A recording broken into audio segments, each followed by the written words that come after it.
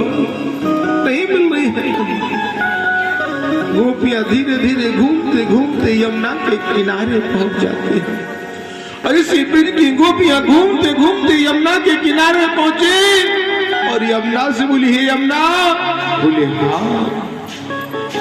ये यमुना, अगर कन्हैया नहीं मिला तो हम अपने प्राणों का अंत कर देंगे। कन्हैया नहीं मिला तो हम अपने प्राणों का अंत कर देंगे।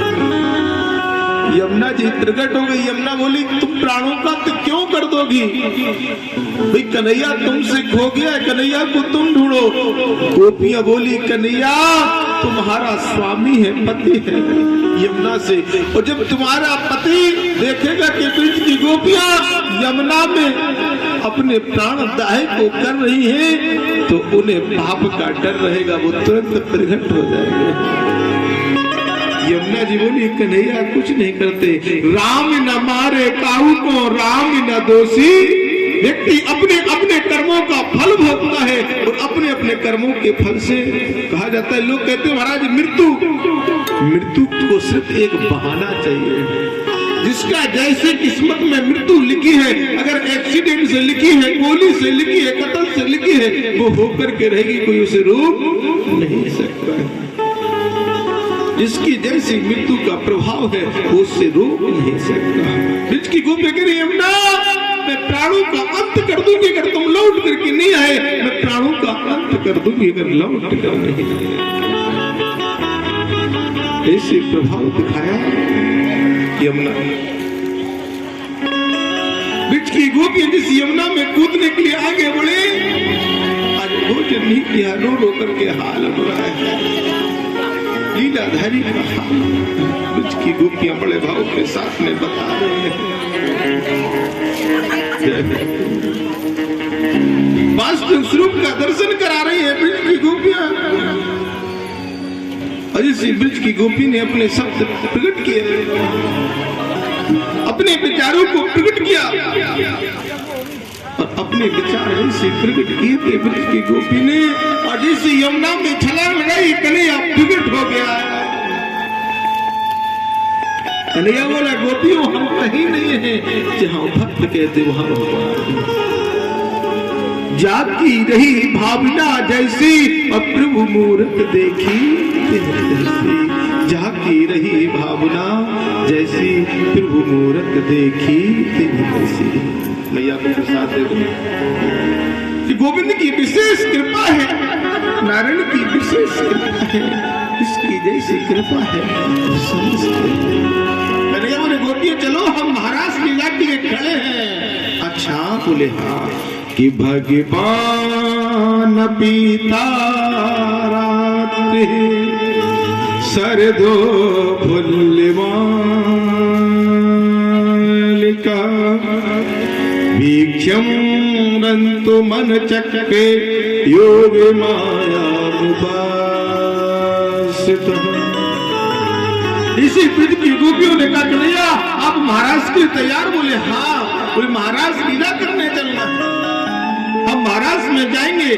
कैसी महाराज लीला है कि काम क्रोध भय स्नेह स्वय देव में चाह नित्यम हरो विद्यते यन्ति तन्मयति।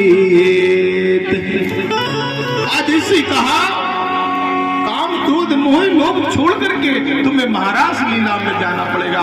तुम्हें महाराज लीला में जाना पड़ेगा।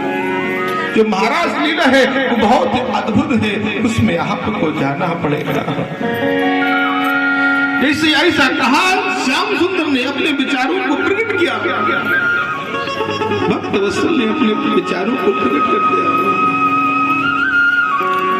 अब तो ब्रिज की गोपियां महाराज लीला के लिए तैयार होकर के पहुंच गई बंसीवटी में, जहां पर भगवान महाराज लीला को कर रहे। और महाराज लीला कब हुई है? शरद पूर्णिमा के दिन हुई। कब हुई है? शरद पूर्णिमा को महाराज लीला हुई है। और जिस महाराज लीला का समय आया, शरद पूर्णिमा का समय आया,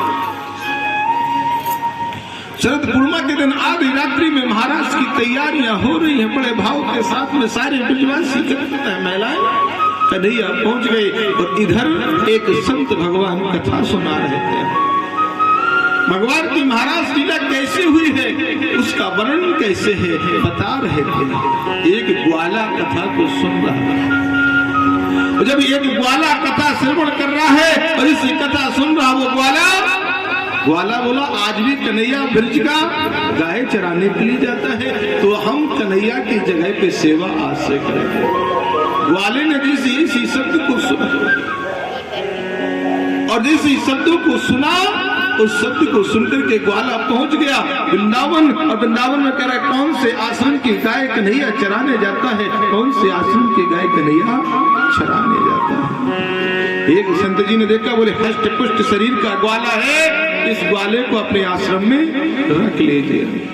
और इससे कहा कि ग्वाला हष्ट पुष्ट है, आश्रम में रख लिया, अब तो वो प्रतिदिन गाय चराने के लिए जाते हैं। और इसे गाय चराने के लिए प्रतिदिन गए तो एकादश्यम निराहारम, पहले के संत लोग एकादशी का व्रत निराहार करते थे। और इसी एकादशी का दिन आया, जेठ की एकादशी, निराहार एकादशी, और निराहार एकादशी के दिन वो ग्वाले को भोजन लेकर के संत नहीं गए, पार्षद नहीं गए संत भगवान के। अब वो ग्वाला भूख से व्याकुल हो रहा है, जमुना जल पी पी करके अपने भूख को मिटा रहा है। इससे कन्हैया को पता लगा कि आज मेरा ग्वाला भूखा है। कन्हैया ने अपने पीताम्बर में भोजन को बनाया, लेकर के पहुंच गए और कदम के वृक्ष में बांध दिया। ग्वाला दौड़ करके आया, उस कदम के वृक्ष में भोजन को देखा तो रोने लगा।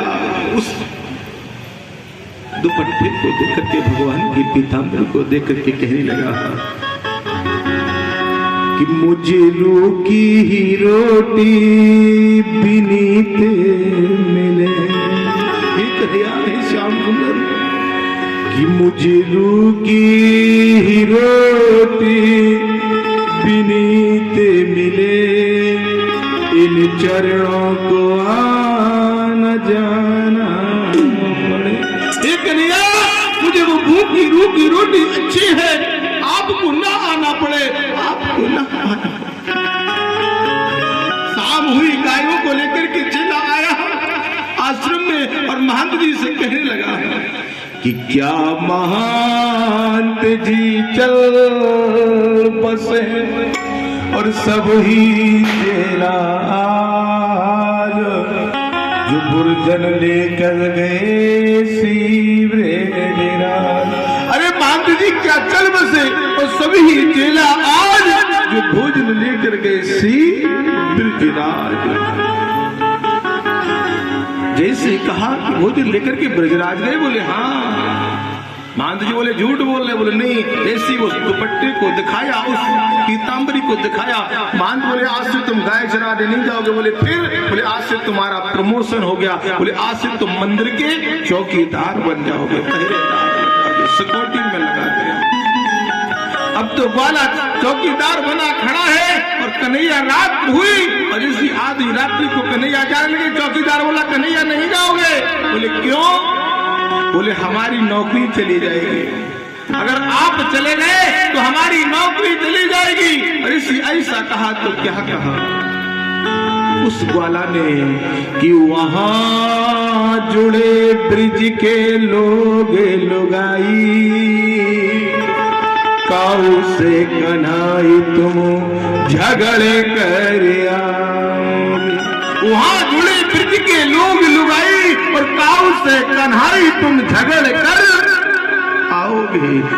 या तो नाथ साथ में ले लो मोह, नहीं इस दास को प्रातः काल कारागार में पठाओ। ऐसे कहा अगर मुझे साथ में ले चलोगे तो ठीक है, नहीं अगर किसी से झगड़ा हो गया तो इस दास को प्रातःकालीन कारागार में पठाओगे, इस दास को कारागार में पठाओगे।